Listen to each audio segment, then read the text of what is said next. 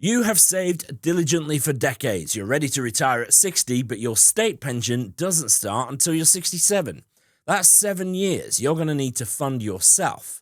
Get this wrong, and you could drain your pension and investment pots too quickly, you could trigger unnecessary tax bills, or worse, you could run out of money entirely.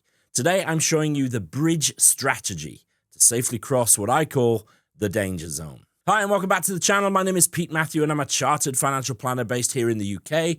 And on this channel, we talk about how to build, grow and protect your wealth so that you can live the life you want. This video is brought to you by the retirement planning course at Meaningful Academy. More on that in just a little bit. Now, here is the problem. The gap between when many people want to retire and when their state pension kicks in is getting wider.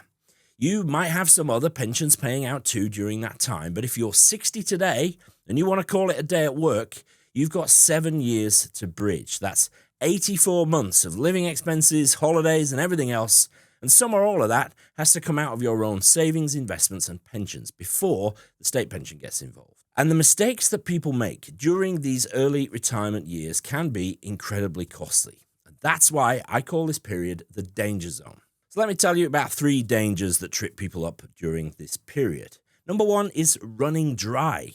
You retire at 60, you start drawing off your pension funds or your ISAs and you think I've got plenty here, but you haven't properly calculated how much you need each year. You haven't accounted for inflation. And a few years in, you might be looking at your balances and thinking, this just isn't going to last the rest of my life. Danger number 2 is what we call sequencing risk. And this is when you're drawing off your pension and investment funds, markets take a tumble, and you're forced to sell investments whilst they're down, just to fund your living costs. You lock in those losses, and your pot never recovers the way that it would have if you'd had a proper cash buffer in place. Danger number 3 is tax inefficiency. I see this all the time. Someone retires and just starts drawing from whatever account is easiest without thinking through the tax implications properly. So they might take their 25% pension tax-free cash and stick it in a savings account, earning naff interest, whilst they continue to draw taxable income from their pension. Or they burn through their ISA first, which is tax-free, but then they leave themselves with only taxable accounts later, when they might be in a higher tax bracket. So how do we avoid these dangers? Well, that's what the bridge strategy is all about. The bridge strategy has 5 key steps. Let's go through them. First, you need to know exactly how many years you are bridging. When do you want to retire? When does your state pension start? What about any defined benefit pensions? When do they kick in? Is there any other guaranteed income? Let's say you're planning to retire at 60, your state pension starts at 67, and you've got a small DB pension from an old employer that starts at 65.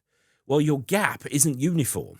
It's 60 to 65 with one level of drawdown needed, and then 65 to 67 with less, because the DB pension is paying out. You need to map this out properly. Step 2 is to establish your withdrawal hierarchy. This is your tax-efficient pecking order for which pots to draw from and when. Now, the general tax efficiency hierarchy looks like this. First, ISAs. They are tax-free on the way in and the way out. They are your most flexible, tax-efficient source of money during the bridge years. Next, we've got general investment accounts. You'll pay capital gains tax potentially when you sell, but you have got your annual CGT allowance to use. That's currently £3,000 of gain. And you can potentially be strategic about using that. Third, we've got pension drawdown or UFPlus. That's uncrystallized funds pension lump sum, if you're not familiar. I did a video explaining UFPlus in more detail, which you can watch by clicking up here. 25% of each withdrawal is tax-free and the rest is taxed as income. That's how that works. But this is where you need to be careful about your tax bracket, of course. Now, here's a really important caveat. This hierarchy is not set in stone. Yours is unique to you. So if you're very pension heavy and you've got relatively little in ISAs, it might actually make sense to draw more from your pension earlier whilst you're in a lower tax bracket or you've got an unused personal allowance. Better that than just spending all your ISAs and letting your pension build up so that down the line, you can only draw from that and you may end up paying more tax later on. This is where proper planning and ideally the use of software like Voyant Go becomes invaluable. And speaking of which, if you're watching this and thinking, I need to model my own bridge strategy with my actual numbers, of course you are. Well, that's exactly what Voyant Go lets you do. It's the same professional planning tool that I use every day with my clients, and it's included when you join the retirement planning course at Meaningful Academy. You can test different withdrawal sequences, you can see the tax implications of each, you can stress test your plan against market downturns, and project how long your money may last. And you'll also get videos explaining how to use it, a full structured course walking you through every aspect of retirement planning, monthly live Q&A sessions with me, and a community of people all on the same journey.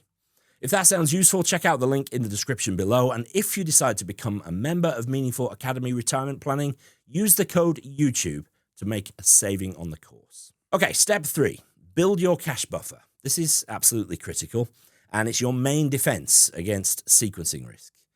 You want 12 to 24 months worth of expected expenses in cash or very stable accessible accounts. Why?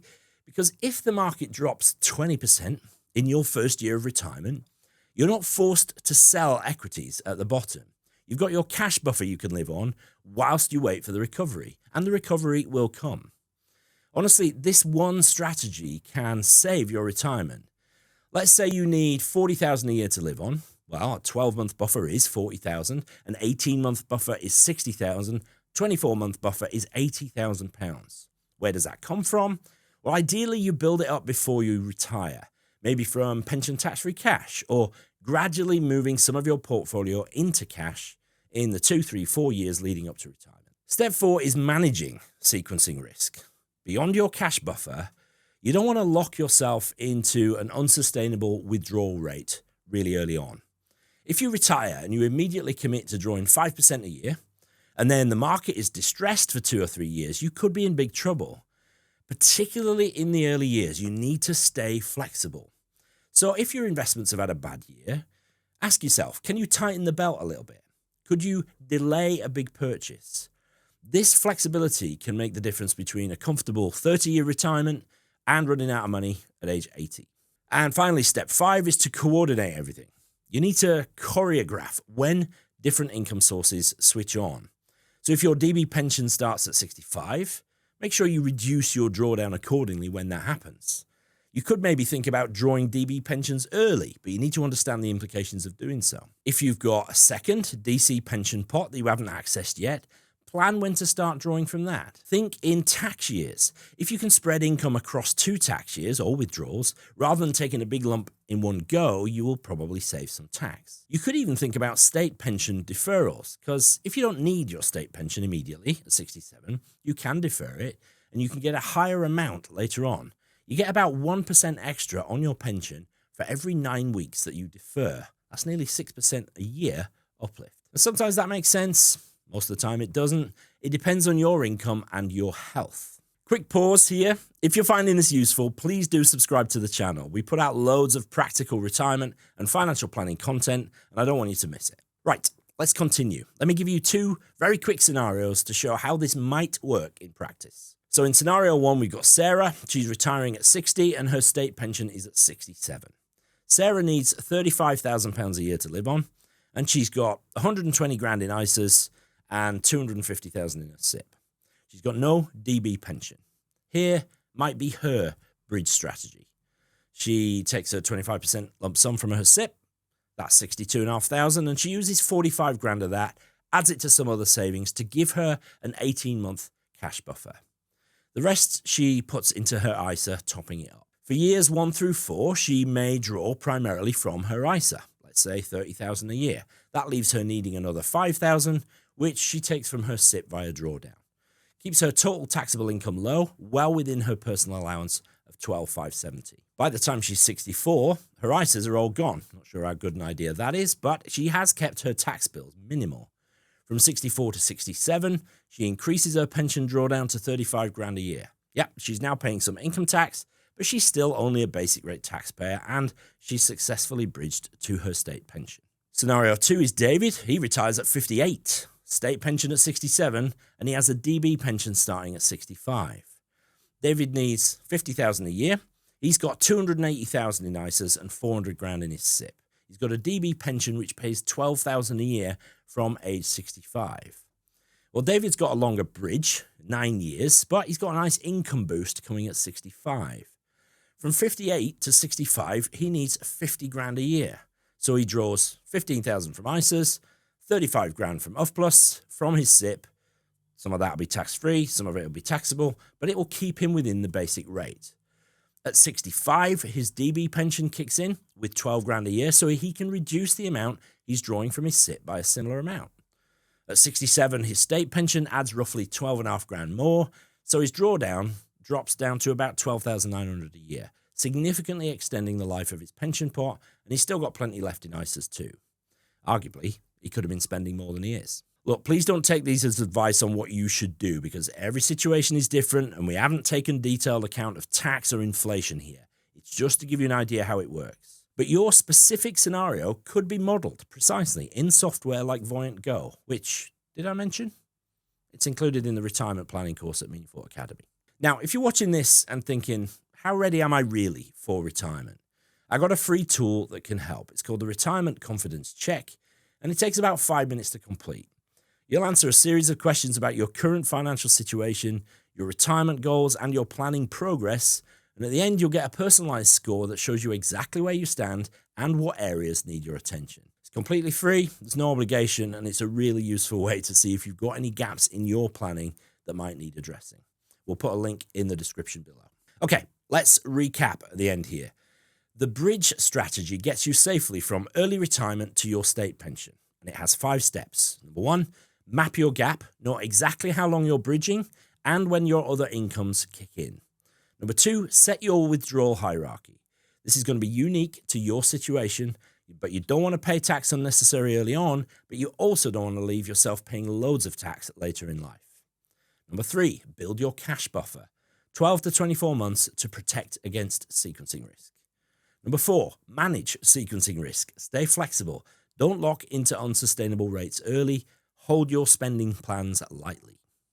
And finally, number 5, coordinate everything. Choreograph when income sources start. Think about tax years and maybe even pension deferrals, perhaps. And finally, number 5, coordinate everything. Choreograph when your income sources start. Think about tax years and pension deferrals, maybe. If you want to go deeper on any of those topics, I've done other videos that expand on them. We'll make sure we put some links in the description below. And if you found this helpful, I'd really appreciate it if you give it a like and share it with anybody else you know who's planning to retire early. And finally, I'd love to hear from you. Are you planning to retire before your state pension age? What's your biggest worry about bridging those years? Let me know in the comments below. I read them all and I will do my best to reply. But thank you so much for watching, and I'll see you in the next one. Cheers.